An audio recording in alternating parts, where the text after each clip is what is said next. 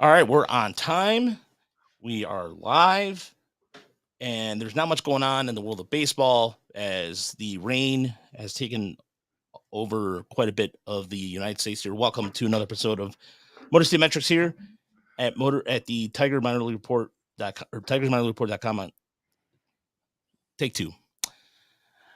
Welcome to another episode of Motor City Metrics here at TigerMLReport.com. I'm Miller Haley. You can see alongside me is Uper and John. You can find us on Apple Podcasts, Spotify, wherever you listen to podcasts, and on X, which now we have to officially call it X now, but you all know it's Twitter, at MCM Baseball Pod. And please check out our friends over at Bleachers to Speakers on our YouTube channel every Monday night, starting at 6:30, move to a new time slot. They're part of our Fan First network, so I want to plug those guys. They've been doing a really good job, and they talk all Detroit sports, mainly Detroit Lions. So if you're looking for a different Lions fix, and you're looking for a place that's not going to talk about somebody wearing a bra like Kyler Murray did, but that's not a bra.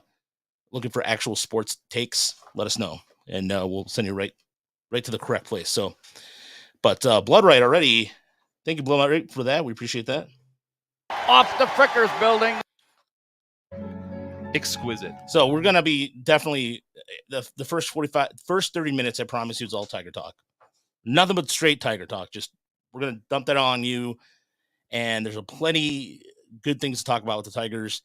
Even with the series split, you see the bullpen kind of showing a little bit of fatigue, but it's okay. But plenty to get to. We'll talk about the Spencer Turnbull situation too, as he's down in Toledo working on a rehab, trying to figure out when he's going to come back, and then pretty much essentially how his days are numbered. And it was a good tweet here by Eddie Bajak too. We'll get to about Spencer Turnbull's service time, what have you. So, but yeah, we got some questions to get to. Also, going to talk about Riley Green. Should the Tigers do a Riley Green extension? That's going to come up. And of course, we have the topics that are inside the numbers and the good, the bad, the ugly. And if you're wondering if Franco,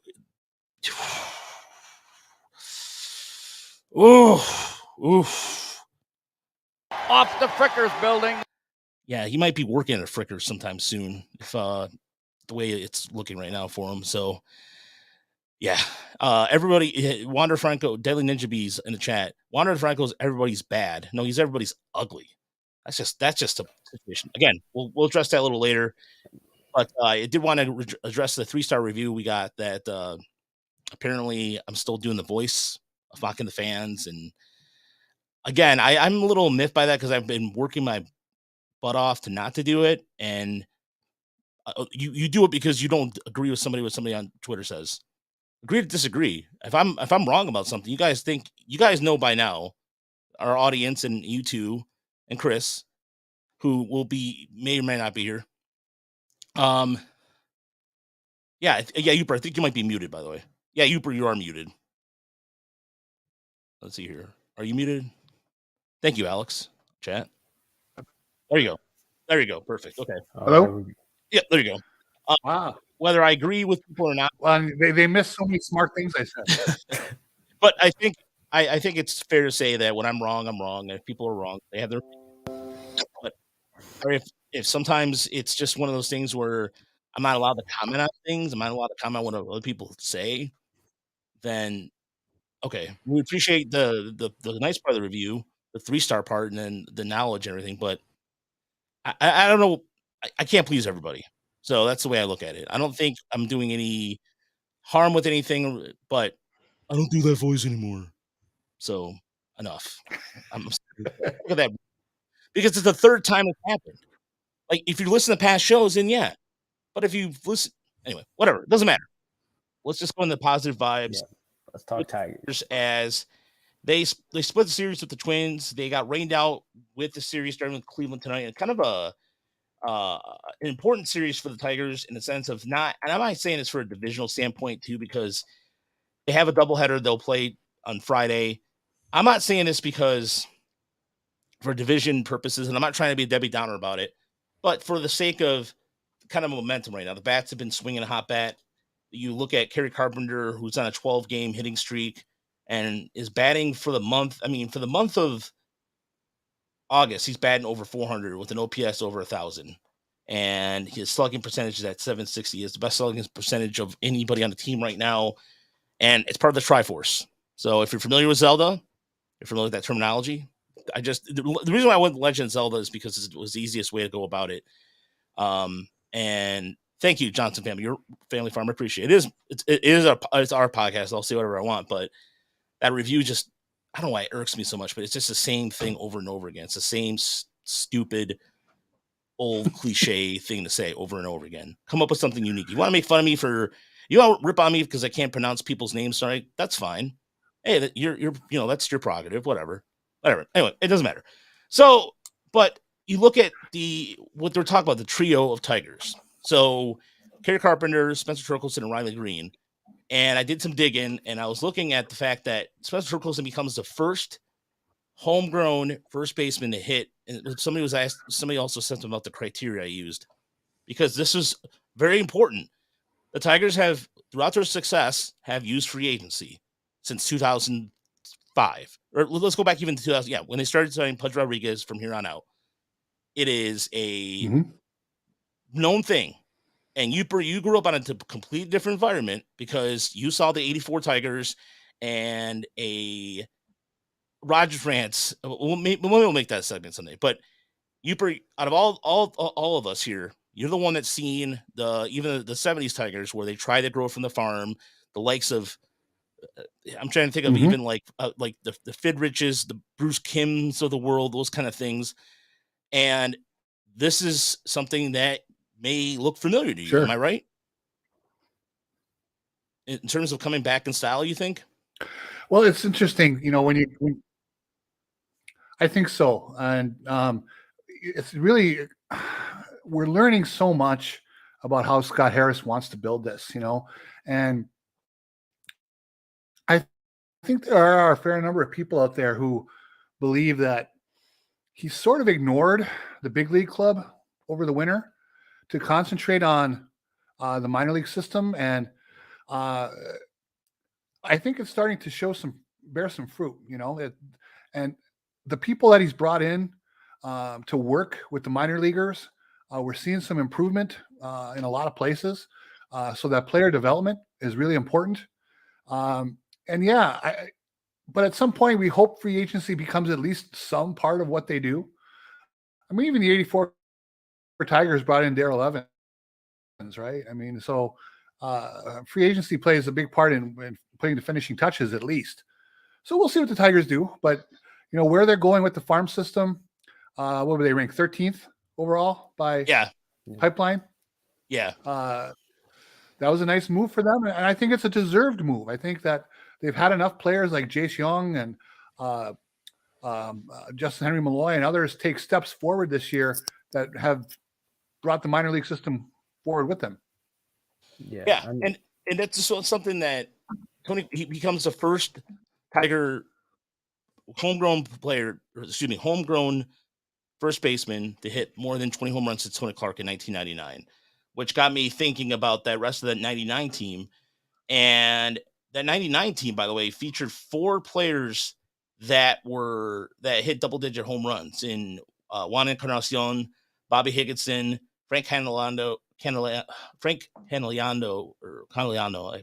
I'm saying his name incorrectly. I'm sorry about that. And Gabe Kapler. And thank you, Uper. Yeah, I mean that was a team that was interesting too. Is that Frank and Gabe and Bobby were all drafted past the top 10, or Bobby Higginson was 10th round. Bobby Higginson was 12th round. Frank was 10th round, and Gabe Kapler was a 57th round pick. Now they didn't stick around; those two didn't stick around too much longer with the Tigers, but it's just worth mentioning because you see in the last 10 years, it's usually 2 players for the Detroit. And it's usually somebody like it's Alex Avila and Infante or Castellanos or whatever the case is. But to see 3 players producing, I mean, Riley Green already has a 2-WAR season. It's again, I know this sounds like I'm not, John, I know you might think like I'm asking for the bear. I'm sounding like a desperate fan here, but it's progress. Well, yeah, and like for me, I've been watching since 2010, and I've never really been able to say there's been exciting young talent at the major league level and the minor league level. I think, looking at the minor league level, you said ranked 13th in baseball. I think there's a lot of positive development there. I think Scott Harris has overhauled the farm system in a way with obviously this 2023 draft, but also having those 3 young hitters in the lineup, really looking like building pieces for you. You have some other young pitchers on the roster like Reese Olson, Matt Manning, Tarek Skubal, who are trying to prove themselves. It's just really exciting time to be a Tigers fan, and it kind of gives you hope for the future that maybe Scott Harris has a plan moving forward. And we can talk about like a core, like Raj says, the trio of guys. Well, you can really hope that maybe there's some guys down on the farm that can add to that core and really lengthen this lineup. But I think, the last couple of days, especially the game against Minnesota where they had the 4 home runs, Riley Green, Kerry Carpenter, Spencer Torkelson combined for 5 extra base hits. To me, that was one of the best days to be a Detroit Tigers fan in years. Just having those 3 young guys, all homegrown, all looking like they're going to be here for the future. It was really, really good to see, and a really, a breath of fresh air for Tigers fans. And the reason why, and I don't want to talk about the pitching so much because we've talked about homegrown pitching now. For the Tigers have been able to at least do that, and they have been able to you see this, like you saw the 2010s rotations had Justin Verlander, Drew Smiley, you had Rick Porcello, but positionally wise, again, they had to kind of go out to the free agent market. They, even with guys like, you think about Andy, you could talk about Andy Dirks, I guess, to a certain extent, of homegrown, quote unquote, guys, but this is actual contribution. You're talking about, if you look at the numbers of Spencer Torkelson, this just in terms of what he's been able to do, again, ignore the batting average. Yes, but the OPS is 955. That stands out. That's one.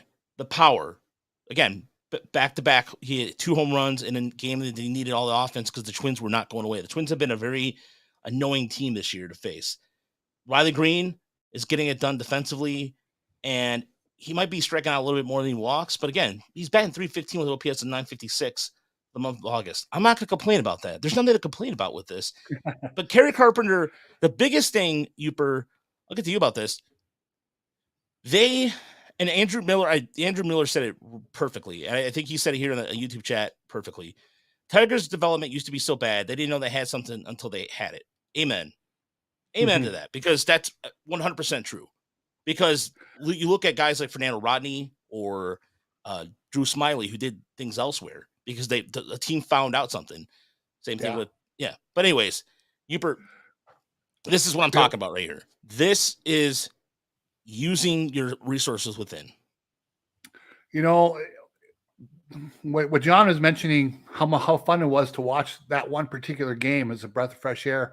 It's been building now for a couple of weeks with Carpenter's hitting streak and Riley Green's maturation. How many times over the last 3 years when people say, what do they need? And I'd say power. They need power. They just don't have any. We're watching Brandon Dixon hit 15 homers and lead the team or whatever it was, It's really, really exciting for me to see Spencer Torkelson's power bat starting to play, to see Kerry Carpenter, showing that opposite field power. And we know Riley Green's going to be, I believe, a 20 to 25 home run guy. With the injuries this year, he might only end up with maybe 12 or 13, but still, we know what's there. We've seen the power, and some of those missiles that he's hit, those are legit, And then they got, Jake Rogers chipping in. He's probably going to fit 16, 17 home runs himself. So when you look down in the minors with Colt Keith and Malloy, I think there's some power building there. So that part is turning around. I really believe they have the makings of an offense that's not going to be a 2 and 3 run machine, and we're starting to see it. They're starting to sprinkle in some games with 6, 7 runs, where we'd see one game with 7 runs every month, maybe for a while. Yeah. And now we're starting to see it more. And I wanted to bring this up, and it might maybe ruffle some feathers in a bit, but you said like being able to identify talent.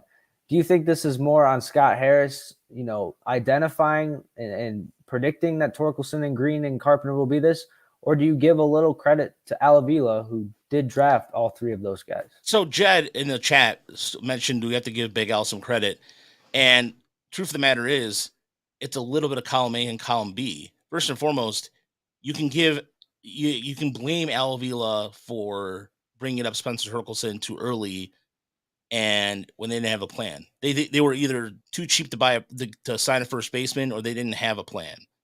Simple as that. Riley Green, we had him as our number one prospect way early on over Tiger Minor Report because he was that good, because we've never seen anything like that in our duration of covering the system here probably for the last decade or so. So that being said, Riley Green we thought he was a generational talent. As far as Kerry Carpenter goes, he went on the offseason in 2021 on his own and he got some help from the Tigers, and he listened to some of the instruction. But again, that was a combination of Ryan Garco bringing his own people in. And at that point, I can just tell you this for firsthand experience, probably within the last year, like the half year or so almost Avila was really much kind of out of power, or in terms of just like making key decisions, because a lot of those key decisions started becoming committee or by a group decision, except for the draft with Young and figurehead, if you will. So the analytics folks and people they brought in afterwards, like the pitching development kind of side of things, I don't think you get in 2019 and 2018. You get those kind of production from the pitching side of things, from the Bo Briskys of the world, who's becoming actually a decent reliever, or what you get from Alex Lang or Jason Foley, for that matter, who got a new grip. You don't see that in the past. I can tell you that straight hand, because even with Gregory Soto, although he's been traded, the Tigers did tell him to make a change to his windup. He used to have a very high kick, and he went down to the winter leagues, and that was the year before he became a closer, or it was right before he was starting to get the big saves numbers, and it worked for him. Again, before we've heard this from players, just do your thing, you'll be fine. That's not the case anymore, and it is good to see the progress on that, because outside of outside the big three, if you will, the Triforce, I'm just gonna call them. So in the chat, we should put in there, do you want to call them the Triforce or the big three? Because look, the reason why I want to go with the Triforce is because the big three is associated with the Detroit Motor City. I get it, but I just kind of tired of that cliche. I wish we could use something different other than the same. Like for example, I mentioned this in my story about Justice Bigby, Watergate, or like we always go with the same old thing. We use gate after everything now. It doesn't have to be that way. So, but to some people in the comments and say, OBK says a GM's job is to build a contending team, not just draft a few good players. Matt Millen drafted Calvin Johnson. That didn't make him a good GM. That's a good point there. Brendan Warning says Avila didn't know how to utilize draft picks. I actually agree with that. Johnson Family Farm says John will just trade Green and Torque this offseason if he was the GM. Depends what I'm offered. Yeah, well, it's the Lynn Henning theory. I'm going to call that the Lynn Henning way, because doesn't Henning want to trade everybody at this point? Like he's got Scooble out the door. Yeah. Henning's just like, And it's Lynn has been right a few times now. If you put it out there enough times, you're bound to be right occasionally, right? And he's always going to have the Curtis Granderson trade on his scoreboard.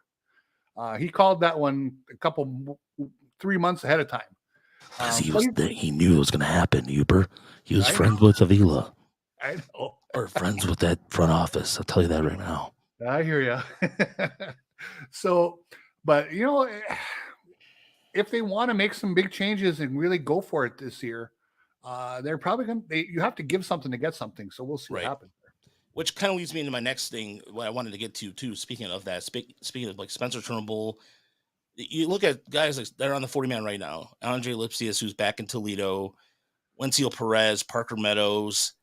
Those are the 40-man. Turnbull really, honestly, has not looked good, and it starts in Toledo. He's been getting the stuff he's been working on, mainly is just off-speed stuff. He's in an interesting position, too, because it was something that, and this was I'll give a lot of credit to Eddie Bajak here on this, and let me find exact exact tweet what he said, and he says it's time to talk about Spencer Trible's service time and the thought of sending him down when the time runs out on his rehab assignment. I think the Tigers should and will option him Toledo, and he says hear him out, of course, and he says that a couple facts. First, through yesterday, this was yesterday actually through Tuesday, he has 4 years, 159 days of service time. 172 days constitutes a year, and some things happen if he hits his 5 years. The moment he hits his 5 years, he can refuse assignment. Also, he becomes a free agent after 2024. His rehab started on July 25th, meaning that it needs to end by August 24th. If he didn't pitch well before going to IL, and he hasn't pitched well in the rehab, many will send him down while you can, while the rotation is in decent shape. It isn't grievable to the way he's pitched. You get an extra year of control, potentially added flexibility if he doesn't have an next spring, and you can still call him up for spot to start two without burning service time on the days in between. So the fact, and somebody pointed out, he is not getting triple A hitters out right now. And but he also, again, I think the Tigers want to showcase him and trade him or just do something else. I think they want to move on from him. There's just, from what I've been down there and getting this overall sense from it. I mean, for me, and I would ask people in the chat, if he were off this roster, if they cut ties with him tomorrow, I mean, would you really bat an eye at it? Like, I get he has talent and he has value, but at this point, I don't know. I'm kind of over him in a Tigers uniform. I get they want to trade him, but personally, I'm just kind of over the whole situation. I don't know about you guys.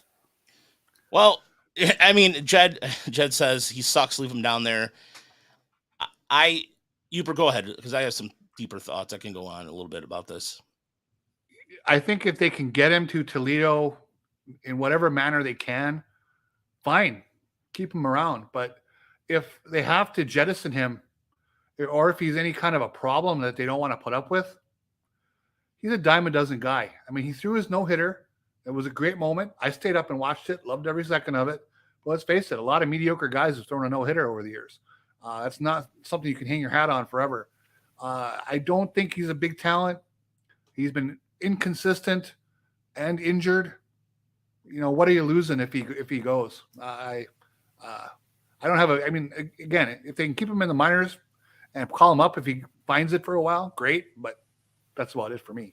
I mean, yeah, they have to. No, you're right. As somebody said, you have to. Ty Cobb said in the chat, they need to build his value before trading him. Absolutely, and they need to do that. They want to do that, but the question is, he's not helping himself right now. And again, just based on what I heard and what I've seen, that there's been some rumblings, rumblings, if you will, about perhaps his attitude about things. And so if he goes out there and again, he just has to go out there and pitch like he can, then that will help the Tigers in the long run, or excuse me, really the Tigers help him in the winter. Yeah. I just think that if I'm an opposing GM, you know, and let's say I have a scout who likes Turnbull, I'm going to wait it out, because if he keeps posting a 7 ERA, he's going to be on the street at some point. I don't think I have to really trade much for him, you know, even if he got it together and had a couple decent starts. Yeah, exactly. That was my point. Is like, do you even get a team's top? You don't get a team's top 10 prospect, top 15. You're probably getting like a lower level prospect, if he does eventually get it together and come up to the majors. Yeah, I mean, again, I don't want Tiger fans to overvalue him either, because you also remember the thing about Spencer Turnbull is he's had surgery, right? So That's one. And two, most importantly, the guy is going to be 31 next month in September. And at that point, you're following the rules of the Tampa Bay Rays, which is like if you turn 30, you're like Alice, Cinderella, where you're a pumpkin and you just turn back, or you turn from this big, huge pumpkin thing. I don't know. That's a bad analogy. Anyway, my point is. Did you ever see Logan's Run? Yes. So, you turned 30. Turned 30, they killed you because there was too much population in the world. Yeah, no, that was the whole show. That's a better 30. You were toast. That's a better reference there, Uper. Yeah, so his red thing is going off. Like beep beep beep beep beep beep beep. You're gone. You're gone. And look, the bottom line is the Tigers have some sort of. They also have to make some Rule 5 decisions here coming up. They have Montero to think about, Olothigan. They got to think about Gibson Long. There's a couple of things that they really have to consider going into the offseason with Turnbull. And I think with the emergence of Olsen, if Casey Mize is going to get ready to set the throw, and this is another important thing too, what Casey Mize does here in the next few weeks. If Casey Mize can come back and throw against live opponents and look decent, then you put him in instructs and see what happens and go from there. So Nolan's run, that's good. No, it's I don't know. The whole thing is just it's a whole thing right now with Spencer Turnbull is just a weird situation because he's actually one of the few starters that Toledo has had that's been starting consistently too. Because as you recall, that rotation's been a nightmare all season. It's just been a hodgepodge of we'll throw that out there and see if it sticks. Because if it wasn't for that offense, and the offense has been really good as of late, that team would be a bore to watch. I'm sorry. It would be. But Olothigan's on there. You have Montero. Some point, there might be some other arm that comes up there. We'll see. But yeah. I enjoyed watching O'Loughlin pitch. I thought he was pretty good. He had a pretty nice outing tonight. I saw him. Now I know his ERA was around 5, so we're not talking about a prime prospect here, but I think that guy has a chance. Yeah, I think he does because he can establish the inside part of the plate. Go ahead, John. Yeah. No, I just a little bit off topic, but I saw a comment. It said any rumors of who was in the Dodgers package for Erod. I don't think there is any. We didn't know that, but there was actually. Well, we didn't know for sure. Okay. But I know there was a catcher. At least there was not names necessarily, but there was identified the way. If you look at the way the minors were moving along with Sands, and Erie was a catcher short, they were targeting a catcher. So we know for a fact there was a catcher involved in it. What catcher? That I don't know. Okay. So yeah, but I was looking at Eddie's Leonard in AAA. Is hitting 382 with an OPS over 1,000 and 34 at bats. So I was kind of connecting the dots that it's only 34 at bats, but that could be maybe something you monitor. Is he is tearing it up in AAA now. Again, only 34 at bats, but that could be a storyline to follow towards the end of the year.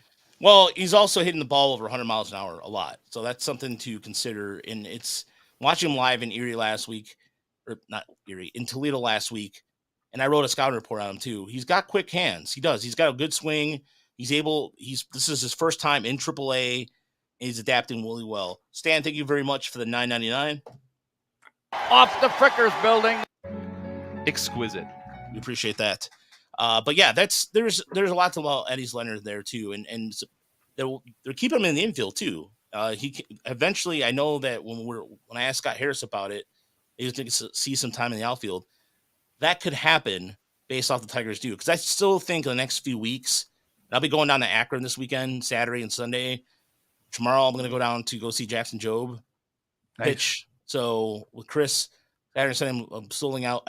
Greg is going to have me on the broadcast on Saturday, so he says, but we'll see. Wow, that's awesome. We'll be on the Erie and Rubber Ducks broadcast this weekend. But it is kind of exciting to see too what they're going to do with Leonard as well, because they also have kind of a dilemma a little bit in the sense that one of those guys I mentioned with Lipsius and Perez, as you were saying earlier, they're gonna have to make a move. You know what I mean? They're gonna have to maybe package one of those guys to get what they want, which is essentially either more starting pitching depth or a bat. Because even the emergent. And here's another thing too: a lot of people have been on Akil Baddoo, riding him really hard, and he has been changing. His bat stance has changed.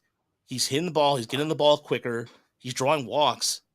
I don't know what else you guys want from him. I mean, to me, I just think sometimes I don't know if Tiger fans expect Ricky Henderson.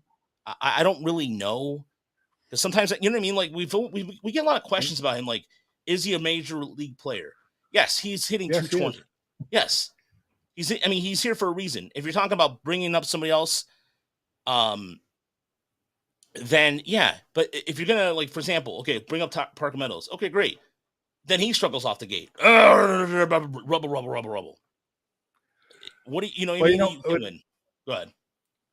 with Badu, I mean, if he's a fourth outfielder, that's fine. Yeah. Even if he's a fifth outfielder, but you know what? Your roster has tiers. I mean, you have your premium players, you have your second tier and your third tier guys. They're all important in one way or another. But at least with him, he has the athleticism and some skills that he can help you win a game. And if he's on your second or third tier, you're not looking for like everyday production necessarily, but can they help you win some games? And Yeah. Yesterday he had 3 walks, a single, and a really nice catch in the outfield. Okay, you helped us win that game. Good job. The guys who hit home runs are going to get the headlines, but Akil Badu helped that W yesterday quite a bit. So that's what you look for.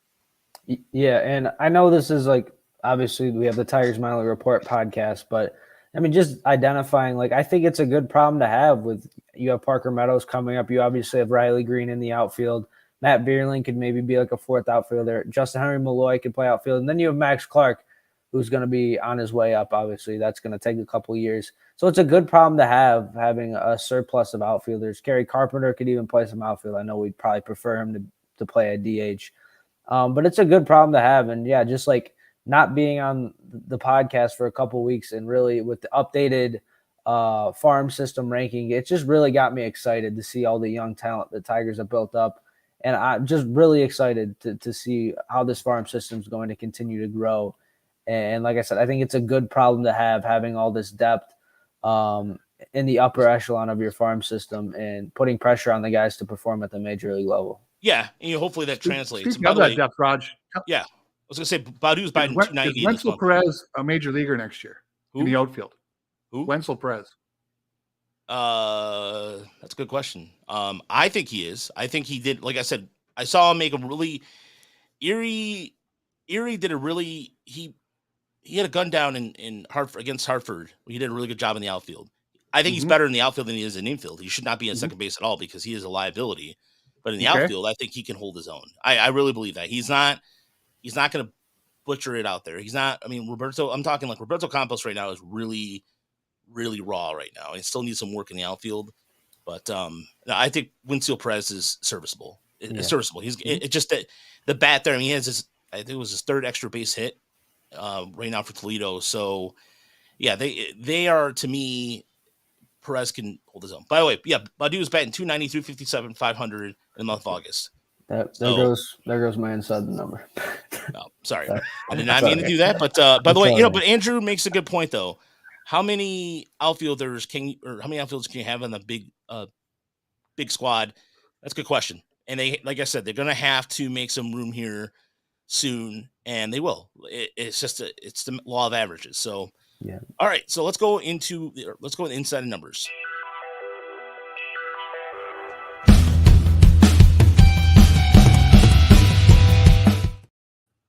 All right. Well, John scrambles for a new inside number. Uper, what's your inside number?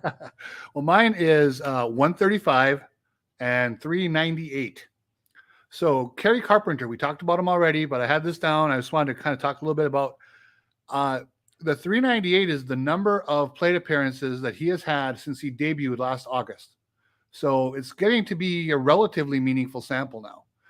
His WRC plus in those 398 at-bats, plate appearances, is 135. That's pretty solid. I mean, he's hit 22 home runs. What I really enjoyed today was an article by David Lorela, who has been on the show before, at Fangraphs. Really interesting interview with Kerry Carpenter. Really well done. Check that out at Fangraphs if you can. It was interesting to read more about Carpenter and who he worked with to really, in his opinion, almost save his career. It's a guy named Richard Schenk out of St. Louis. He goes by Teacher Man, which is a little bit creepy, but whatever. The Teacher Man kind of has his own style of coaching hitters. And what I was really struck by was something that I've often felt over the last year watching Carpenter. about how he lets the ball get deep and drives the ball the other way with that little short follow through almost. And if you read the article, that is a lot about what this teacher man fellow has been imparting on Carpenter. And so definitely read that article, get a good sense of what he's trying to do, how he talks about having quick hands as more important than bat speed. Really, really good stuff. Carpenter was turned on to Schenk by Jacob Robson, former Tiger minor leaguer. So, Jacob Robson may never contribute to a Tigers win as a player, but he sure may have found them a pretty good hitter. Yeah, and Carpenter was there with Robson at the end of the 2021 season in Erie, and yeah, the Aaron Judge shares that same batting structure with him too. So we got an inside number from BOM Green on YouTube. He says 6, the number of walks Badu has had in 30 games previous to Wednesday's game. That's a pretty good inside number. Yep. John, what is yours? Yeah, so this is something I wanted to ask a question about towards the end of the show, but I think it could be a good topic to talk about now. I'll go with 366. That is the batting average of Justice Bigbie. God damn it. I'm sorry. I want to talk about number. That was my inside number. That was my exact inside the number. My exact inside number was his 28 multi-hit game because I've been watching Erie all week. Well, we can combine it because we got to talk. No, I got to change it. Okay. Go ahead. I want to talk about, and I want to get your opinion too. 24 years old, 19th round draft pick in 2021. I've heard the Kerry Carpenter comparisons. Absolutely tearing it up in Erie right now. Uper, if you have an opinion too, is this a flash in the pan, or is this a guy we can look at to maybe be a long-term piece for the Tigers? I did an article on him a couple days ago, actually, that goes into breaks down why he could potentially be a major league player. And that was, you look at some of the numbers in terms of like, I compared the first 44 games of him to Kerry Carpenter because everybody does the easy comp because they're both 19 round draft picks. The big difference is that Carpenter hits more fly balls than Bigbie. However, if you look at some of the numbers that suggest is the fact that his through August 13th, he batted 364 in Erie, and his bat pip is at 381. He's not too far off in his bat pip, so it's not just luck. He's actually getting into this. And the big thing he's doing too that was different than he pulls the ball 37% of the time, but he's going opposite field. I mean, whatever the pitcher's giving it to him, he's just basically taking it with that. Mm-hmm. So his OPS, by the way, is over 1,000. His first 44 games in Erie, ladies and gentlemen, OPS over 1,000. And excellent. Yeah. I mean, this is exactly what I'm talking about. So, in terms of what MLB, yeah, Andrew's probably right. The his OPS is, I mean, in terms of his, like, if those liners to right, like he had one yesterday that maybe a second baseman would have caught in the major leagues, but still, nevertheless, he puts it in play. Again, will he be an outfielder? I think he has a good chance of making a team and maybe being a fourth outfielder, but the numbers are very positive because he's had, I mean, I think the longest he's not had a hit was 2 games. He went 0 for 8, and then he comes back and hits again. Yeah. So does he see time in AAA this year, do you think? No. Unless there's a call-up. I know people are already clamoring for him to be in Toledo, which I think is, yeah, I understand why, but until the Tigers make a move, there's no room for him in Toledo. He's a guy who has to play every day. So why put him on the bench in Toledo if he can't play? And it's interesting that they're developing a kind of a bevy of outfielders, right? I mean, and people seem to think there's depth. If by some chance they can contend next year, and then this division, it's not an impossibility by any stretch. Having those kind of second-tier prospect outfielders, those are the exact kind of guys you move for relief pitchers and stuff to augment your bullpen if you are trying to contend. So I think it's really to have a guy like Bigbie pop up on the radar like this, if he can continue it, that could be a valuable tool in the next couple of years, even if it's not with the Tigers, but as a trade. Or guys like him. Winston Perez is another one. No, you're absolutely right, Uper. Because the Tigers, I mean, really, put in other words politely, as a swear, but the Tigers have been dog shit when it comes to those kind of second-tier prospects. Mm-hmm. They haven't. Think about it this way: there's no team they've asked for the Chad Greens of the world. They've asked for relievers. They have asked for. You talk about, of course, the shortstop prospect, Willie Adames, the Suarez's, but very rare in the last decade have you've seen the team go, hey, you know what? I really like Steven Moya, or I really like Mike Gerber. They know what they know what Mike Gerber was. They know what Jacob Robson was. We can be all excited about the numbers. We can romanticize it as all we want. But in reality, the proof was there. Those guys were exactly what they were. I remember just, Mike Gerber got picked up by the Giants. Oh man, he's gonna no, didn't do anything. And sorry for those Mike Gerber fans out there. Hook slide, wherever you are. I hope you're listening. That was one you got wrong, buddy. That's okay, because I got some wrong too. So anyway, yeah, that's a guy. By the way, I miss Hook slide a lot. That guy's. I do too. I really hope he comes. We should find him.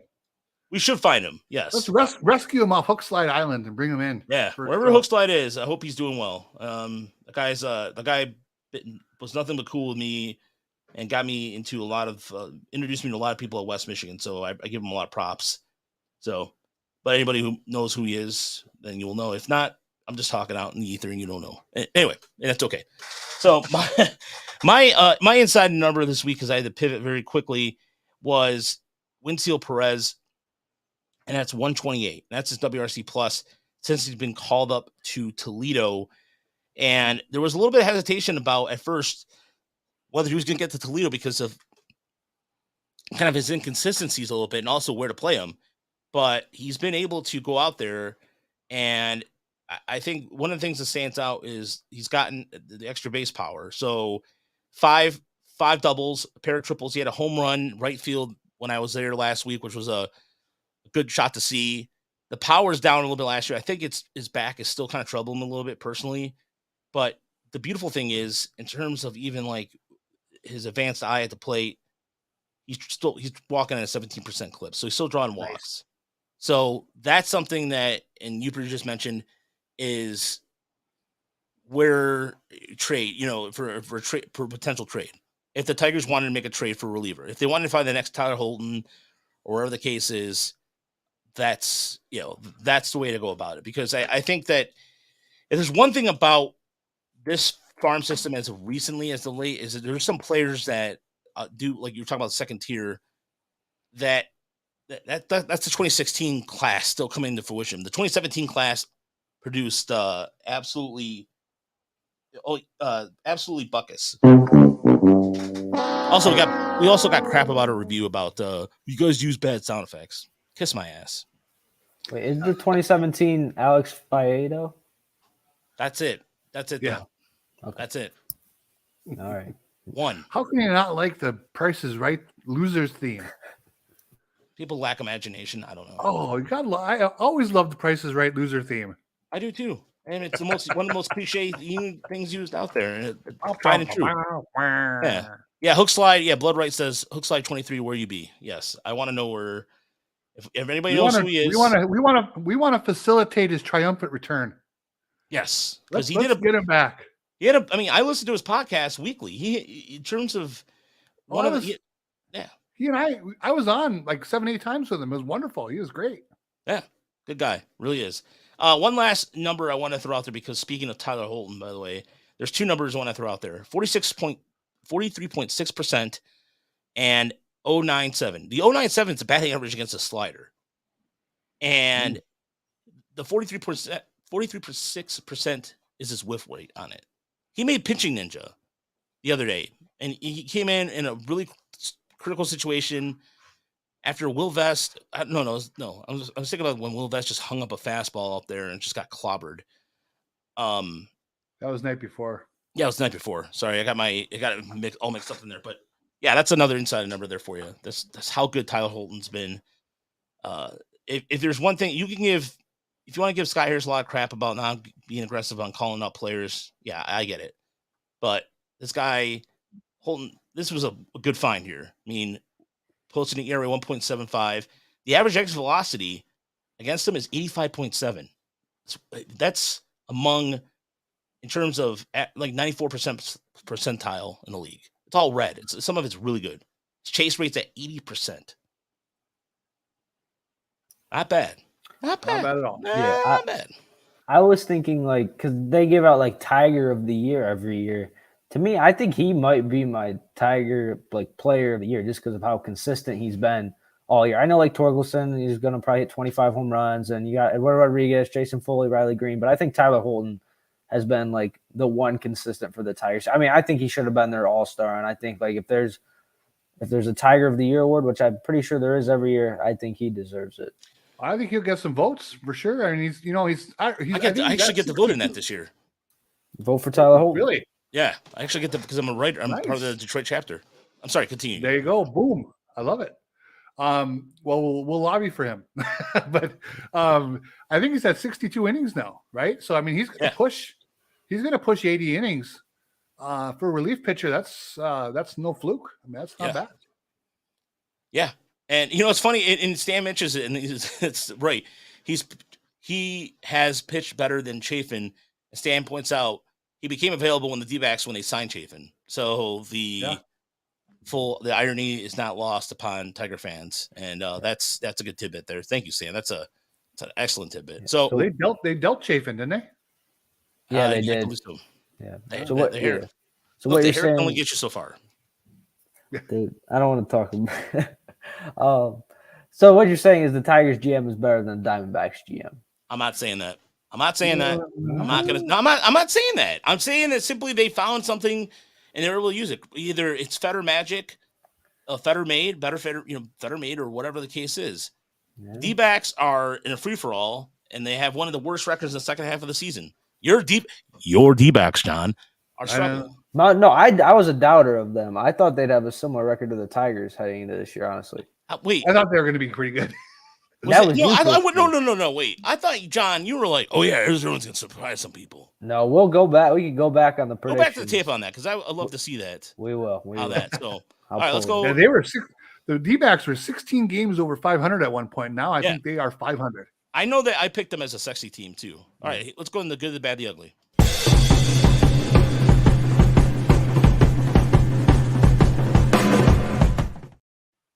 All right, John, what is your good, bad, the ugly this week?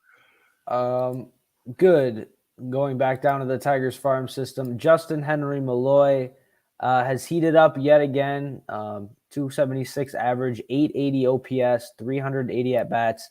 What's really intriguing to me is 110 strikeouts to 84 walks. That was one thing that Scott Harris identified with him, is he's a guy that can control the strike zone.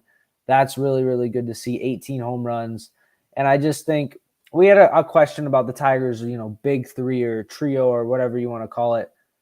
I think we're gotten to the point where we were used to having Miguel Cabrera, Prince Fielder, Victor Martinez, JD Martinez, these guys that would carry the Tigers offense.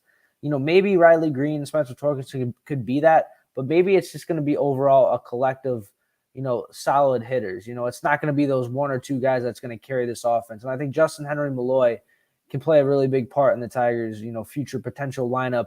With his versatility, he can hit for DH, he can platoon against lefties, he can play the outfield. Maybe him and Colt Keith could have a platoon at third base. So I think he's going to play a really important part. Oh, yeah. Yeah, I saw you. Colt Keith plays every day, dude. Yes. Hopefully that's the case. But I think Justin Henry Malloy can play a pretty important part for the Tigers' future. And he's a guy, I think that's pretty underrated in their farm system for what he's been able to do in AAA, having a really, really solid year. And I just think for him to be able to bounce back through his ups and downs throughout the year, getting off to a great start, then kind of struggling, but kind of picking it back up again shows the consistency there. And I'm really excited for his future in Detroit.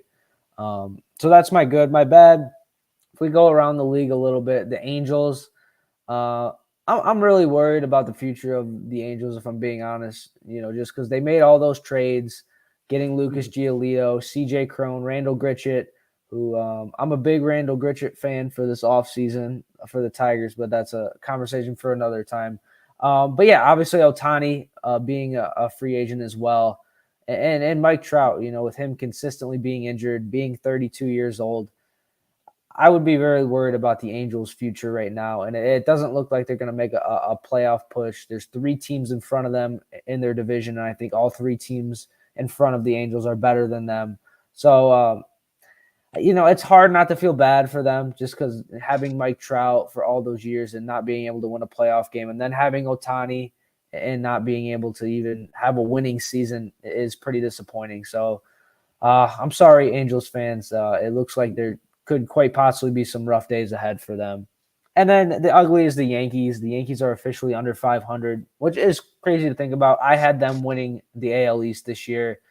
Garrett Cole's been really, really good. He was my pick for Cy Young. Aaron Judge, unfortunately was injured. But it's just hard to see where the Yankees go from here. They've got, the Giancarlo Stanton contract. They've got DJ LeMahieu, Josh Donaldson. They signed Carlos Rodon to that big contract. They do have some interesting prospects, Jason Dominguez, but really interesting to see where the Yankees go from here. Do they go into a retool in a sense? Because I don't think they're moving Garrett Cole or Aaron Judge. But I'll be very interested to see what they do in this offseason because obviously we know the Yankees don't have losing seasons. I'm not sure if I've ever seen them have a losing season, if I'm being honest, since I've started watching baseball. They've only missed the playoffs a handful. Yeah, they've only missed the playoffs a handful of times since I started watching. So for them to have a losing season, I think there's going to be some major moves for them moving forward. Can you imagine if John Boy Media was in Detroit with the Tigers, that kind of influence that they would have? I mean, if the Yankees go on a 3-game losing streak, it's over in New York. I mean, between John Boy and the fans itself, it's outside of John Boy because he helps it. They help amplify that quite a bit, as New York is the center of the universe when it comes to baseball. I mean, there's no arguing about it sometimes, and as much as I want to admit that as a Midwestern, it kind of bums me out, but it's true. Either way, yeah, the Yankees. I don't honestly even with last year when they're AA against Erie, where we thought that they were really kind of cheating and tipping Erie was giving the pitches, tipping the pitches, looking at what their the pitching or what was coming because they had a weird camera angle out there. Whatever. Anyway. Yankee fans, I'm so sick and tired of Yankee fans complaining about every single little thing. It's just nauseating. It's going to be interesting to see if Boone gets run out of there. Yeah, it really will. But the thing is, they have unlimited war chest if they choose to utilize it. So even though they are carrying some ugly contracts, they can buy their way out of them if they want to, or bring in whatever player they want if they want to spend the money. It will be very, very interesting to see if they decide to unshackle the checkbook again and go after Ohtani. Yeah, I mean, they have went out and spent the big money on Judge, Garrett Cole, Rodon. They took on Stanton's contract, and it hasn't worked yet, so we'll see if it will. But just seeing the Yankees in last place was pretty interesting to me. Very fun. Anyway, if Aaron Boone is feeling miserable, I'm out for it. Boom. Yeah. We got Aaron Boone up in the corner too. That's good. But you, go ahead. Sad Aaron Boone up there. But so good, the bad, and the ugly for me. Mine was Torkelson. Spencer Torkelson. 6 home runs in the last 7 games. We touched on it earlier, but I want to go through it a little bit again. The injection of power into the lineup just makes the team so much more watchable, makes them much more dangerous when they're behind. The solo home runs from various players can extend a lead. They've been so dreadfully boring to watch offensively for the last 3 or 4 or 5 years. To have this starting to build, and again, I've been saying all year, I'm going to judge Spencer Torkelson on the totality of his season. We're not there yet. I mean, he has 6 weeks to go. He could continue to crush the ball. He could go back into one of his 4 for 48s too. We don't know. I'm feeling good about it though. He's looking really confident, looking very aggressive. That he can finish the season off, showing more power. And then the couple with Carpenter and Green and Jake Rogers. That is a core unit of power that they can build on for next year and then bring in hopefully 1 or 2 more guys who can add to the home run totals. My bad is not necessarily bad, but we talked about the good things of Ty Holton a few minutes ago. It's one thing with relievers; they're up and they're down. They're very hard to predict. I thought his 7 outs yesterday was very critical to winning as well. Just like Baду had his moments that were critical to that win, Tyler Holton coming in and relieving for Reese Olson and stopping the bleeding was huge, and that won that game. But let's look at a couple of quick numbers that I worry about. I like to look at BABIP. Is at 212, which is pretty low. I mean, it's going to be hard to sustain that next year. However, as Raj pointed out, he's keeping contact very soft. So if you're allowing soft contact, your BABIP probably should be a little lower than normal. And his left on base percentage is astronomical. That tends to be a little bit about luck. It's at 87.5% of the runners he puts on base get left on base. Usually most pitchers are right around 70%. So he's way up there. Probably won't have that kind of luck next year. But, you look at his FIP, it's in the mid threes. It's maybe 335, something like that right now. So he's not been totally lucky. He probably hasn't been as dominant as some of these numbers look like. But I think moving forward, he's showing enough where I see some bad luck numbers changing next year, but I still think he can be effective and be a big part of what they do going forward. Ugly, Wander Franco. I mean, it's horrific. It's just you hope, I think they've issued some soft denials in the Dominican. You hope that he's telling the truth. He's denying it and it's true. I mean, we all hope that, right? We don't want this to be the case, but if more young girls keep raising their hand with stories about him, it's going to get very, very ugly. And it's just unbelievable shame for anyone to do this. But for someone with his talent, especially, and what he could do with his life, even far more horrible to see.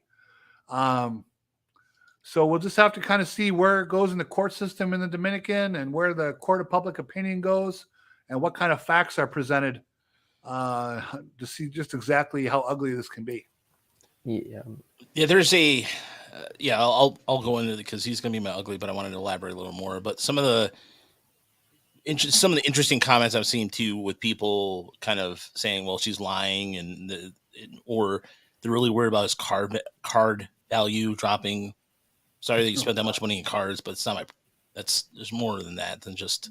We're talking about human beings here, folks. But yeah, and I just feel for Rays fans too, because having all those, really good players, in their organization, and then trading them, it felt like they finally had that guy they could build around. They obviously gave him the extension, and to see a guy like that who has potential to be an MVP and a guy you could, build around. He's the guy, the jersey you're going to buy. He's the guy that's going to get you to go into the stadium. Like we had Miguel Cabrera for all those years. You kind of hoped for Rays fans they would finally have that guy, and to see that happen, I feel sorry for Rays fans because they've obviously been through a lot with all the trades and the organization not spending and not keeping players, and to see this happen is pretty disheartening for them.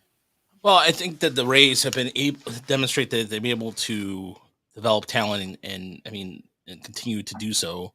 And I think from that standpoint, if we're looking at it from a total 100% baseball standpoint, I think they'll be fine. I mean, their farm system, there's a reason why their farm system is one of the best out there. And so from that standpoint, but again, a little more than baseball right now going on, but the people, there's also people that have written it off already until this is what I don't like about the age of social media sometimes is that people come to the conclusions without all the facts being presented. Like just case in point, the Amber Heard versus that there's a documentary on Netflix, and seeing some of the social media influencers, and I use that in quotations. We do a baseball show. We talk stats. We try to be entertaining. That's it. But when I see some of the times when they're jumping on and saying, well, Amber Heard is guilty or what the court of a public opinion sometimes when it comes to social media influencers, sometimes that stuff, I go on. I could go on an old man rant about it, but I will not. Instead, I will not It's understand why really one of those things. You just have to wait and see what's proven, right? right. What's proven against him. Because, I mean, you can go a lot of different ways. I mean, you could bring up the Duke lacrosse thing, which was a hoax. And, for Wander Franco's sake, I hope this is one. But it just doesn't feel like it as much this time. Yeah, Amber Heard is nuts, but that was not, again, I don't want to go into that. It's not a pop culture show. It's a baseball show. Yes. So, I want to go into my good is Zach Gallen. So, excuse me, Zach Gallen. Speaking of the Diamondbacks, this month, in the month of August, as he's a possible candidate for Cy Young Award. In the month of August, 19 innings, 22 strikeouts. He's allowed just 1 home run, 4 walks, and 5 earned runs. He's batting 66% strike throwing. That's good. That's really good. And the Diamondbacks don't have a lot right now to hang their hat on, but he's been able to go out there, and that's one of those trades or one of those things where you look at it on paper and you think to yourself,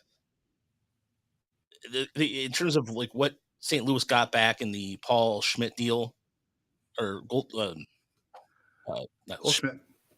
deal, and at least with this, in terms of for what they got, I mean, this is they got this from the from the Diamondbacks, but this is a guy who was from the Cardinals, so in some weird way, shape, or form, maybe this works out for him. But still, it's a good, they're game over 500, but they have fallen back quite a bit. They should be in a better state of mind, or in a better state right now, too. You would think, they're 30. Yeah, it's been a free fall, and he's been the only consistent thing that's been going on with them as of late.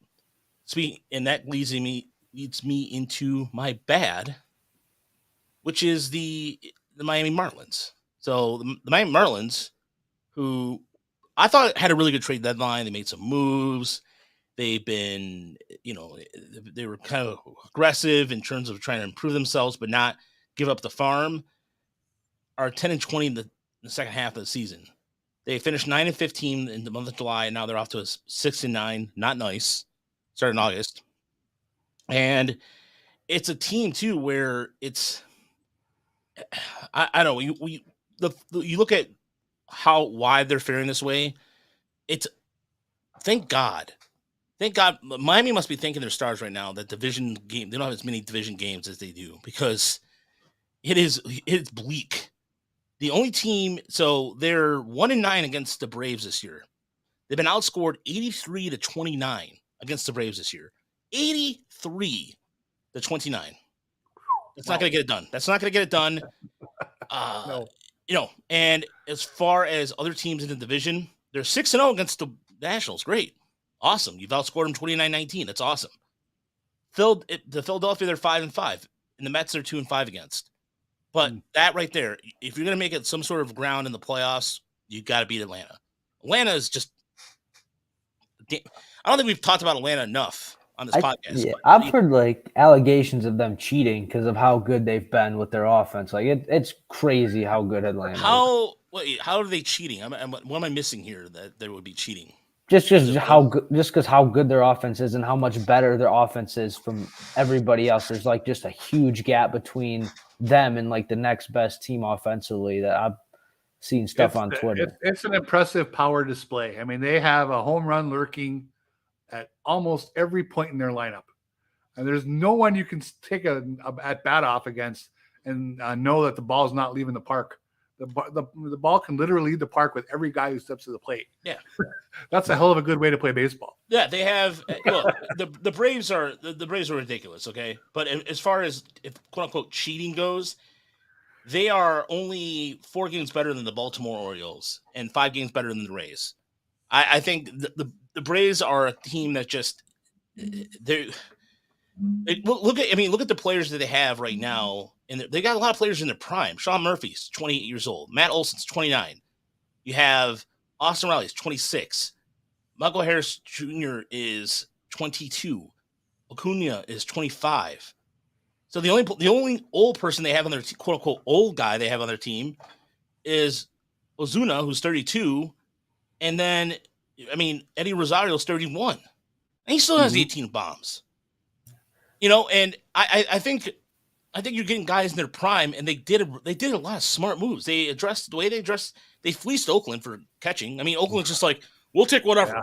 Well, wait, that guy in a discount rack and a sack of balls? Sure. How about oh, wait a minute. What's Oakland known for? I don't really know what Oakland's known for, geographically speaking, but a picture of the Golden Gate Bridge.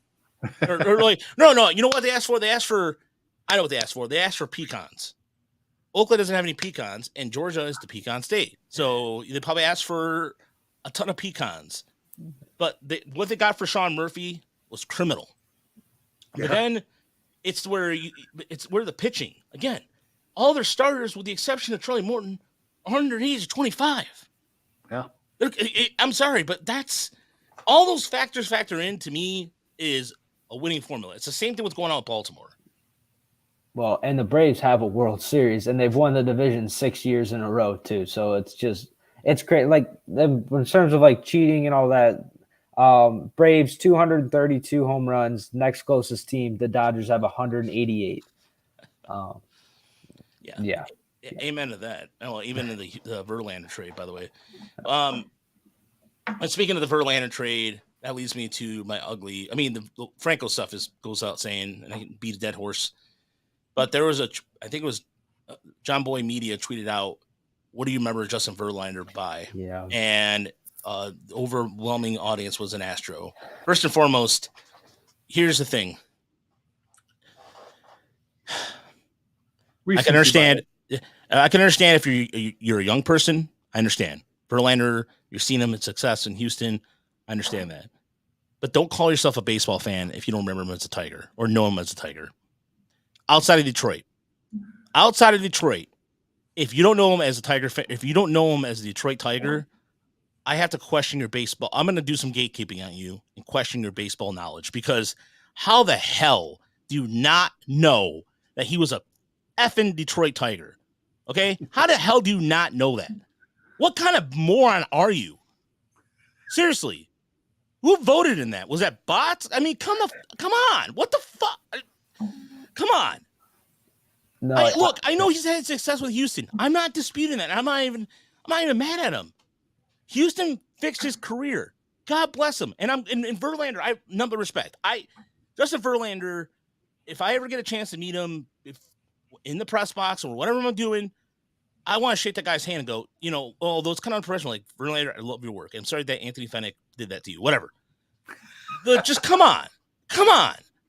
Houston is like, oh, he's one of our own. No, shut up, okay? You was one of your own. Mike Scott's one of your own, okay? Go ahead and hang out with Mike Scott. Hang out with Nolan Ryan. Hang out with Mike Hampton. Go ahead and get every other damn starter I can think of in Houston, not name Jose Lima. Jose Lima's more your... If you want to talk about ex-Tigers that became Houston Astros, Houston Lima won 20 games for you, okay? Rest in peace, Jose Lima. But get the hell out of here. Yeah. J.R. Richard. J.R. Richard. Thank you. Well, that's a really good one too. J.R. Richard. Larry Durker. Oh man, that's I'm trying to think of another one too. There was a Roy Oswalt. Roy Oswalt. Thank you. Yeah, I was listening to none of these guys. Yeah, I was listening to a radio station. They were talking about this, and I mean, obviously, he spent the majority of his career with the Tigers. You really just wish he would have got a World Series with the Tigers, because him having 2 World Series with Houston, 2 Cy Youngs. I'll be honest, I was a little upset he got traded back to Houston. Does he spend the rest of his career in Houston? He's 40 years old. But yeah, I think most people will remember him as a Tiger, and hopefully he goes into the Hall of Fame as a Tiger.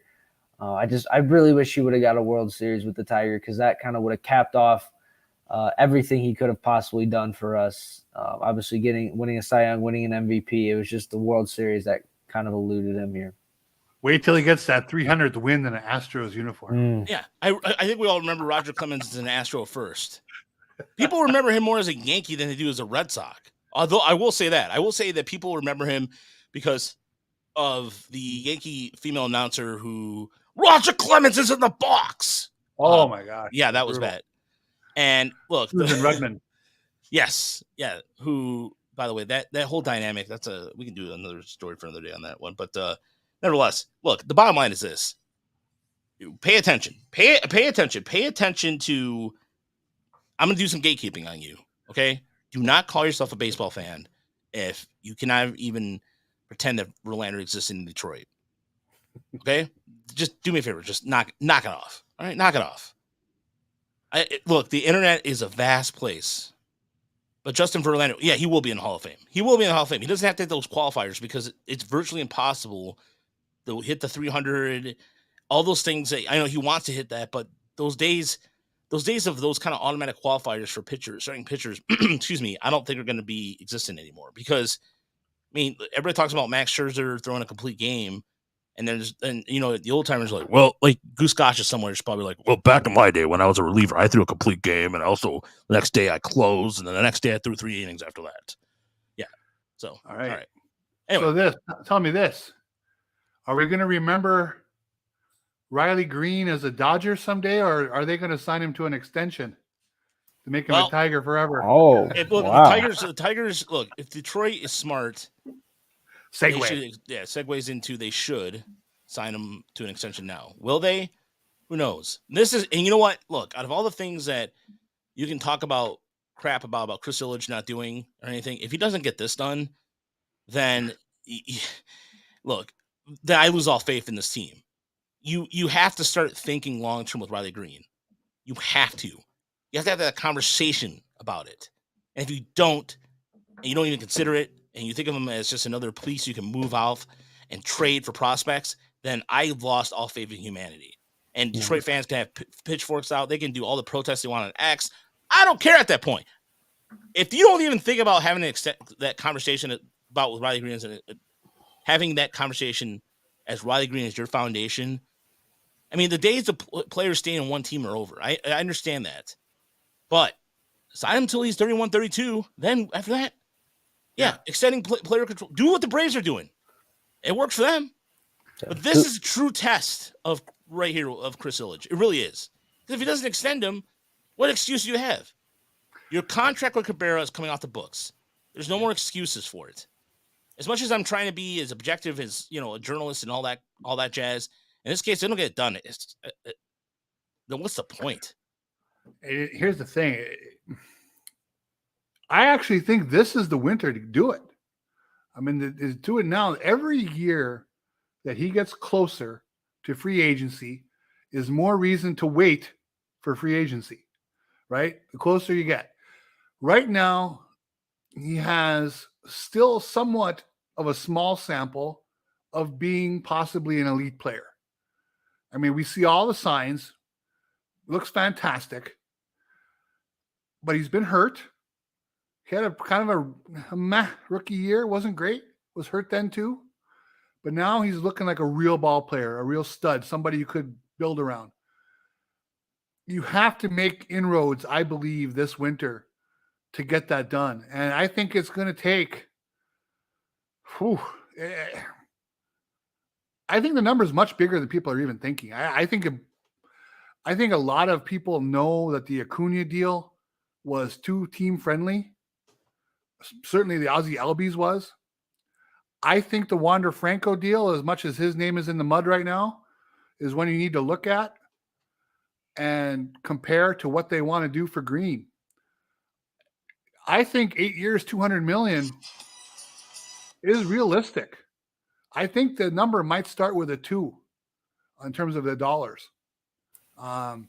Because why would he want to sign it if it's down in the Acuna range? Why would you? I wouldn't. I would bet on myself personally, and I think he will too. So I think if they want to do it, they're going to have. You're right, Raj. It's about Ilitch. We can say it's about Scott Harris. His name will be attached to it, but it's really about the owner. And does the owner want to make that commitment now, or risk trying to make it 2 years from now? Yeah, and Raj, you said you said this offseason. I think it's something like it has to get done sooner rather than later. And even like Torkelson, you've seen the improvement he's made in a year. And a year from now, who knows how much more improvement he can make. That's another guy I think this offseason, Torkelson and Green, I hope it gets done. We don't know if it will. You said 8 years, $200 million. I mean, what is that, about 25 million a year?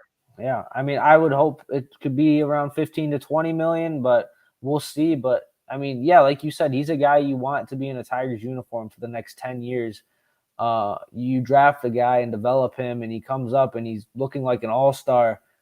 These guys just don't grow on trees. So he's a guy you need to lock down long term and hope he can be in the middle of your order the next time you're competing for a World Series, which we all hope will be in these next couple of years. So that's something I think needs to get done, if I'm being honest.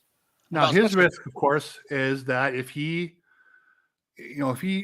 does not take, let's say the Tigers offer 8 years and 150, and he said, no, I can do better. Is he hurt a lot more in the next 2 years? Does he have some kind of decrease in production that we don't see coming? It's the league figures out he can't hit sliders inside, whatever, that's the risk he's taking. So you need to put something out there for him that he can mull over and say, yeah, I can't turn that down. I just think you go one at a time because, as Andrew points out in chat, they also need free agents. You just can't go and put your extensions on Torque and Riley Green based off the last couple, or in terms of a season of production and a half a season of production. In certain cases, with Riley Green, you have to be kind of a situation where you give him something that's going to keep him. He's arbitration eligible too. 2029 is a deep to center mentions here on chat. But I look, the Tigers have a lot of other holes to plug first. Honestly, it's important they put the deal out there, and it's important they extend it. Don't get me wrong, but you still have the back of the rotation to consider. There's a lot of things to consider, and they'll be addressing that. I'm hoping they will address that this offseason because of it's going to be via trade, because again, the free agent market this winter is just drab. I can't believe I actually use that word, drab. Drab? What the hell? Drab? Good word. Well, yeah, I mean, this offseason, we expected, big moves and big trades, and there were a couple of the Tigers. I didn't expect. I think a lot of people did, and they moved a couple of relievers. I think this could be the offseason where we talked about 2023 being the year of seeing what we have and basically just taking inventory. I think hopefully this offseason can be, where the Tigers know what they have, they know who they want to move forward with, and they've identified players that they're willing to move, and they've identified players in other organizations that they think can help them. And it can really be not an overhaul in a sense, but we could see some significant movement, in the organization and get some players in there that can help this team win moving forward. Yeah, there's just, again, we have to really look at the market later, and that will come later. So this will just be a thing where we still have to see what they're going to be able to do and what they're willing to do. And that's the other thing, is what they're going to be willing to spend. And this is the off season to do that, because now they have no excuse. There's literally no excuse. They can get creative. I would love to see what they do on the trade side of things and see how creative they're going to be. And it's going to be, as Andrew said in the chat, and he's absolutely correct, free agency is going to be less of a thing. So we do have some questions for the evening. And so we'll get to, let's see here. I know that Steve Cook had an inside number too. I can't remember what that was. By the way, John Gonzalez, friend of the show, who works for MLive. Well, he used to work for MLive. Now he works does a podcast called Behind the Mitten. And also he does a lot of stuff. He's worked for MLive before. Anyway, he tagged me on a Big Buck Brewery flight of beers, and I'm jealous of him. But so I'm trying to see where it was. I can't remember. Steve Cook had a really good inside number too, I believe it was. But we got one from Brian Morrissey, and his question is, why is fan pundit narrative on Verlander about how valuable he's been and how he's locked for next year, when the narrative from Badu is consistently more negative? Verlander's nearly 2 years older and has the same B-WAR, but baseball reference WAR, as Badu in 100 plus more plate appearances. Well, I mean, I think the point is good that, Akil Baddoo is still very young. He still missed a lot of his on-the-job training in the minors compared to a lot of players who are at his age with the COVID year and the injury year. I would not give up on Akil Badu, even becoming a starting level player, possibly. Veerling, though, I think he's good proof that, when you can trade a reliever for a bat, you pull the trigger on it. Because I think, as Soto's not pitching bad in Philadelphia, but Veerling to me has shown that he has occasional power, but I like how he hits the ball the other way. He's a decent third baseman, pretty good in the outfield, runs the bases well. I love watching him round bases. I think he's a good ball player.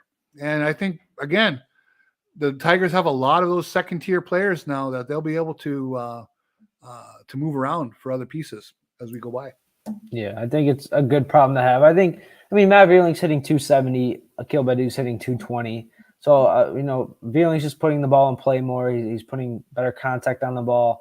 We've seen Akil Badu's power pick up a little bit. He does have 3 home runs in his last 15 games compared to he has 7 on the season. So we've seen it pick up a little bit. But like I said, it's a good problem to have with the outfielders you have coming up. Veerling is a guy you can hope can platoon. He can play some infield as well. So I don't know. We'll see. I think these guys probably need another year, if we're being honest, to see what the Tigers really have, who they want to keep moving forward. But also with all the lefties you have in the outfield with Riley Green, Max Clark, Parker Meadows coming up, maybe they're kind of looking at Akil Badu as the odd man out. But it'll be interesting to see. Now, I will say this. I like Veerling. I'm not sure I'm in love with Matt Veerling in the 3-hole. I don't quite understand that one a whole lot. I know they want to try. I'm sure Hinch is trying to get right, left in the lineup whenever he can. But putting Matt Veerling in that spot, I think they could do a little bit better. Oh, yeah. But again, they're also, I think they're keeping this line for a reason. Reasons that I don't understand. I'm sure there are some reasons, but reasons I don't understand. I don't, I do like Verling at third base over Zach Maton. That's for sure. He is showing a really good glove there. Let's continue on with the questions from Steve Butts on X. That sounds really weird. That sounded really weird. Okay. If the Tigers' young big 3 continues to improve, or Triforce, whatever you want to call it. Triforce. Triforce. All right. We need to do a vote in there in the chat. Triforce or big 3. Or even if you're listening to the podcast, we'd like to know which one you'd prefer. Do you believe that Javi Baez will improve having better at bats in the lineup surrounding him? I think so. I know people, again, and Brian Morsti pointed this out on X, and it's a really good tweet. He said he's been solid when runners are on. He has 50 plus RBIs despite his OPS, so he does hit when runners are on. So Terror Trifecta. I like that one too. That's actually not bad. I'll put that in there too as consideration. But the Tigers 3. Oh, that's lame. That's kind of easy. Okay. All right. Forget about it. Okay, but I don't know. What do you guys think about the Javi Baez comment? Well, I don't think anything's going to change until he changes, right? He's got to do something else. I think he's got to get closer to the plate. Why? I don't even know how to say it. It's so frustrating to watch time after time after time after time, again and again and again, waving at things outside as though he's never seen it before. It's to the point now, I don't know, unless he makes major structural changes in how he approaches each at bat, how he comes back from what he's shown here. Yeah, I think I'm at the point with Javi Baez where you have these young players that are developing and looking like they can lead your offense. If there's a team that's willing to take on his contract and maybe you have to eat some of it, at this point, if you're trying to contend next year, if you want to contend in the next couple of years, having this guy on your roster right now, it doesn't seem that it's going to help you very much, even maybe as a platoon, but even then it's like he's just been so bad. His OPS is under 600. He's been one of the worst hitters in baseball. I'm at the point now with him, if there's a move that you can make to potentially get off that contract, I think you look into it. Well, I think if they build a good enough lineup where he bats 8th and has his occasional hot streak and plays good defense, you can get by. right? I mean, he's not completely useless either. I mean, he can play defense, although his arm accuracy this year has been questionable. But I just don't know if anyone's ever going to take that contract, John. I mean, if the Tigers are willing to eat 2/3 of it, maybe.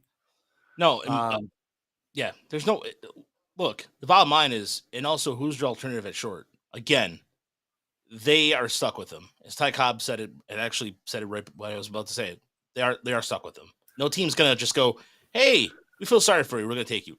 Yeah. Hell no. And that's the thing. Like he has to improve that there. But by the way, the suggestion came in real quick before we get to the last question. The MC, somebody said Jacob 24 said the Motor City Trio. Then I said the MC3 in honor of the MC5, and Deadly Ninja B suggested Shep should yell, "Kick out the jams." And you know what? That's actually a pretty good idea. Kick out the jams, mother. Yeah. So anyway, but in terms of uncoachable guys, that's who he is. Yeah. Again, I cannot stress this enough. When they stopped when the Tigers signed him, there was a lot of people that were upset about it because of his tendencies in Chicago. He's still the same guy. He will swing at shit. Period. Yeah. Again, pardon my language, but can I overemphasize that enough? But they're going to have to either be creative in what they're going to try and see who would play short. So Ben Kaufman with the big three, his question was, what's the team comp for the quote big three on the Tigers? I.e., if they all reach reasonable ceiling, can we expect them to be as good as the Braves, middle of the lineup, the Mets, something else? I'm interested to see what you guys think. First and foremost, thanks, Ben, for the question. He's also a good contributor on our Discord channel as well. Huber. Sure, they have the potential. I mean, a lot of teams have guys who they could cobble together and have potential.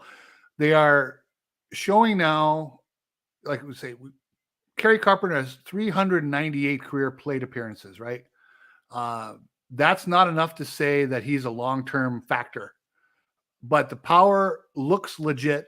It looks like something they're going to give him another 398 plate appearances to prove it's real or not, right? Spencer Torkelson, again, judge him at the end of the year. See what these last 6 weeks looks like. That'll really tell us what he gave the team over the course of a season. But if he maintains this level of production, he's going to push 30 home runs potentially. That's something that you can put at first base, and if he can do that most years, you probably live with that. Green is the one who does he skyrocket into stardom, and if he does, and I think he has that potential if he stays healthy, then he can carry those other two along, and then I mean they become a threesome, but they're built around him. He's like Diana Ross, and the other two would be the Supremes, right? That's kind of how that would be. Or Voltron. I mean, if you want to get all get geeky about it, there are 3 parts of Voltron. They're just missing the other 2. So right now it's like half of a big giant robot. Sean, what were you gonna say?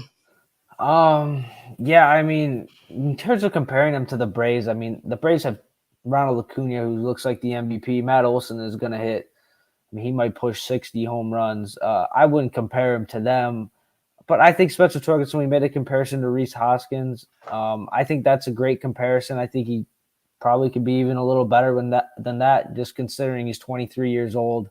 He was rushed to the majors, and to see him have a 25 home run season, making improvements, I think he could be a guy that makes a couple all-star teams. I mean, Kerry Carpenter's still a limited number of at-bats, hasn't even had 400 career major league at-bats yet. So we just don't know. So I think comparing him to guys like that is a little much, but I do think these guys can be important pieces in a lineup that can contend for a championship. But what I've said, I think you need more. I think you need a guy like Colt Keith to come up and hit you 20 to 25 home runs. I think you need guys like Parker Meadows or Justin Henry Malloy. You need to go out in free agency or trade for some pieces that can help this offense. So I don't think these are guys that you can just put a bunch of filler pieces around and they can carry you to the playoffs. But I do think they're going to be very important pieces, especially, like you said, Riley Green, to a team that's hopefully going to contend for a title one day.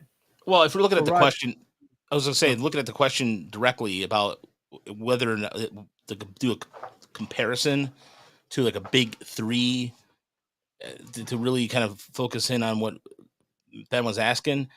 I think if we're going to do any comparisons to like a previous three, you can look at perhaps like a young nucleus of players. I think Kerry Carpenter has proven to me. I think Kerry Carpenter has been able ever since he's been able to hit off speed stuff. That is a big game changer. And he also made a really good throw yesterday. I think it was yesterday or the day before, where he gunned down at somebody at second base. I mean, it was off. He played it perfectly off the wall. Had a nice throw. He was rule safe, and then it eventually changed out. But that was a very, very nice throw. And I thought that he's been working on his defense quite a bit because his defense is his biggest hang up there. And for him to be, you can platoon him next year as a DH. You can do a lot of different things with him. But if I'm going to look at a comp of big three players of like in terms of prospects, in terms of guys that are quote unquote homegrown, you look at I look at a team like the 1997 Yankees, and the reason why I mention that is because they didn't win the World Series. And this is a team that was the next year that would go on to start that great run of championships, if you will. But Derek Jeter batted 291 on that team. He was 23 years old, and so in terms of like homegrown guys, too, they had it's a little different in a sense because Bernie Williams was a little older. He was 28 at the time. He batted 328, and they also had kind of like there was a lot. Again, there was a lot more veterans on the team, but they had some younger players that would come in here and there. That it was a good mix of young and veteran talent. But the reason why it stands out is because a guy like Andy Pettit was a homegrown guy, and they had a young nucleus forming. And so, if I look at like a power trio of that, I would go because then Posada comes in the next year and takes over the full-time catching role. So the only reason why I say that is because those guys became the core of something else. And it's not done here, right? Yeah, I mean, it's not done exactly. If Colt Keith is the player that you guys, most of us envision, he maybe boots Carpenter out of the big three or Torkelson. It doesn't matter. And now you got the three guys in that core plus one more solid bat, fourth guy. So this story is not done yet. I mean, they have the three guys that we're very happy about right now. But let's just see what this next wave produces. Because if Colt Keith is 90% of what we think he is, that's going to be pretty good. Yeah. Again, we mentioned this earlier. It really depends on who they decide to keep. And Sam mentioned this in the chat, whether they sign a free agent or they decide to bring up Meadows and Malloy and Keith. Keith is not on the 40-man roster right now. Right. And so they have to make a decision on Kyler Montero, because Kyler Montero, is he going to be a reliever? Is he going to be a starter? He also is going to be eligible to be on the 40-man roster. So and Bigby, Justice Bigby, we mentioned this earlier. The reason I wrote an article about him is because the Kerry Carpenter comps, it can stop because they're not really, outside of them being drafted in the same round. I think Bigby's fashioned himself to be a different hitter right now.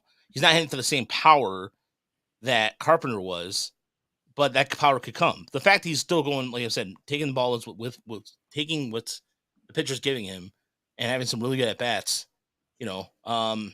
It's really kind of a thing where you really have to figure it out.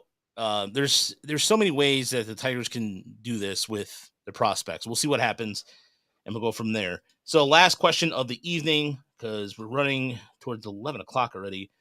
Oh, it's 10 or 10:30. But again, if you're listening at home, this has nothing to do with you. How many? Last question. We've addressed this a few times. How many bats will the Harris pick up next year, and who will be the biggest signing? Honestly, I think they're going to go. Here's what I think. I think they'll sign somebody small, or if they do sign somebody small that can help them in the bullpen or something like that effect, and they maybe trade for pitching, or they'll bring up one of the younger at bats. And I'm close to what saying Dylan Ninja Bees is saying, which is 0, nobody. I would think they would have to, the guys who form that core right now, they have to bring them back, right? And believe that that's part of what they're building around. I think when you look at Malloy, Meadows, and Keith, you really can only count on maybe one of them being a contributor next year, just by the odds, because we know rookies struggle. Saying Right. so. If they can find one of those three guys they can plug into their lineup and contribute, that would be good. Then it comes from the outside. Everybody, we've said it ad nauseum, it's not a great free agency class, but that doesn't mean you can't find somebody who can contribute to a lineup. A league average hitter slightly above, someone who can give you a 115 WRC plus or something like that. But really it's probably going to come down to the trades. I think you move Jason Foley if there's something out there. I really do. I think you trade relievers for bats indiscriminately. You don't even hesitate. If you can find a young hitter that you like, you make the move. Henning talked about Skubal. That would be a much bigger move. It's not outrageous. It really isn't. I know people hate the sound of it, but especially if Erod opts in or they re-sign him and they build a rotation around him, then maybe Skubal is the move to get a real hitter. Yeah. And like you said, Erod, I think, is going to be the wild card in what they do with him, if he opts in, if he opts out.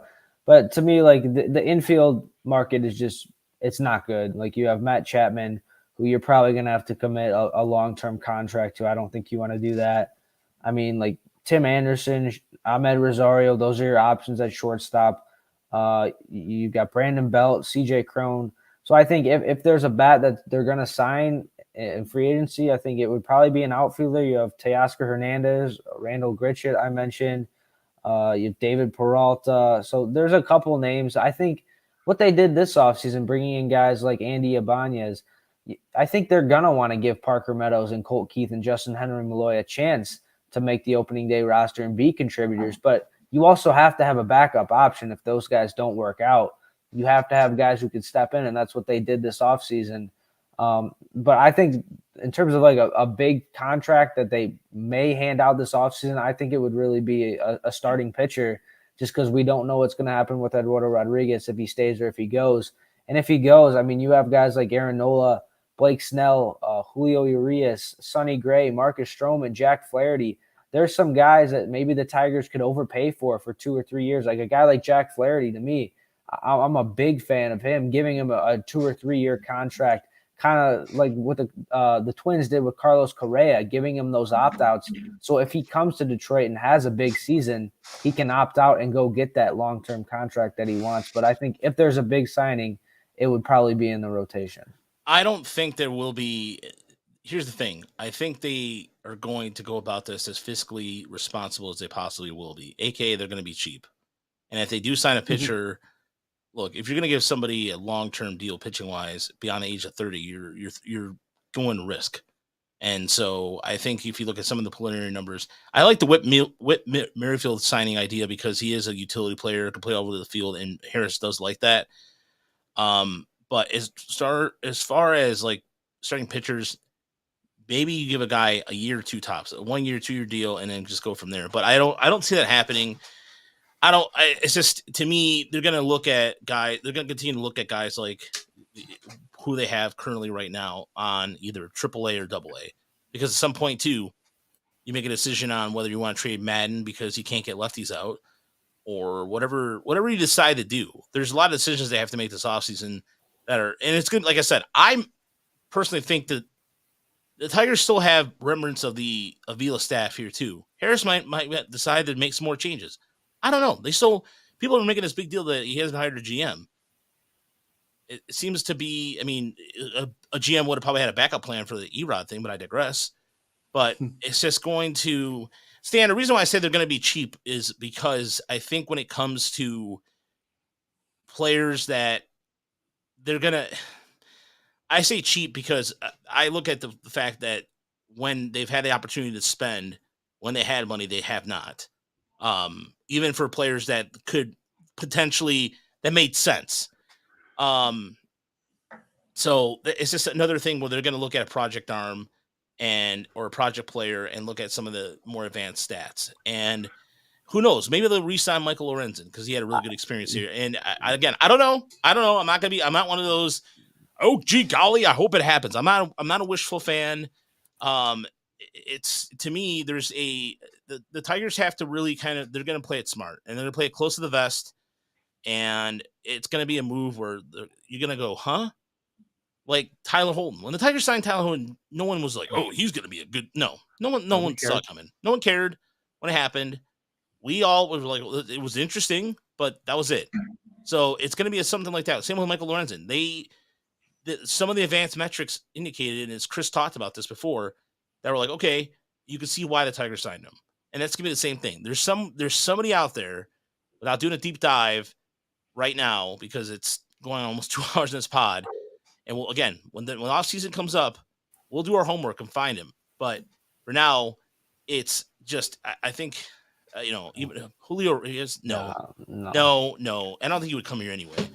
But and again, he's also injury prone too. He is. Yeah, I'm sorry. I just don't take the out for that. So I know people don't think Erod's coming back. Crazier things have happened. I don't know. I don't leave anything out of the realm of possibility. He is wording things a certain way, so he's not fully committed, but that's just what players do. So they just it's and I like what Tyler said here too. They have to acquire two bats in the offseason. They just can't plug in Malloy, Meadows, and Keefe and assume it'll work. Because you know what? You know how that worked? You know why? We know it we've had history of that before. Spencer Torkelson a couple years ago. They did not have an option for him at first base. They just threw him out there before he was ready.